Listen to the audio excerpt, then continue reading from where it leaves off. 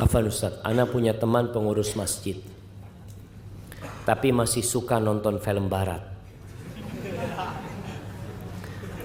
Kenapa film barat? Karena ada film timur. Beliau adalah teman kamar saya, Ustaz. Apakah saya harus keluar tinggalkan ia jika dia sedang nonton film barat? Ya, antum kasih nasihat dia. Karena termasuk kesempurnaan agama seorang muslim, tarkuhu ma la ya'ni, meninggalkan perkara-perkara yang tidak berguna. Apalagi dia ini pengurus masjid. Apa sih yang didapat dalam film barat, jemaah?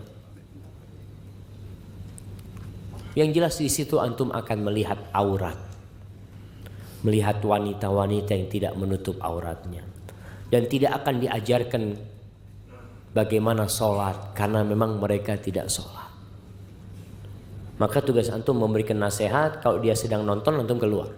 Iya, itu solusinya. Dan seharusnya orang yang berada di rumah Allah itu orang yang paling dekat sama Allah. Tapi di masa sekarang ini, Allah jamaah, ana benar-benar shock mendapatkan sebuah pertanyaan. Ada sebuah aplikasi namanya Halo Ustaz.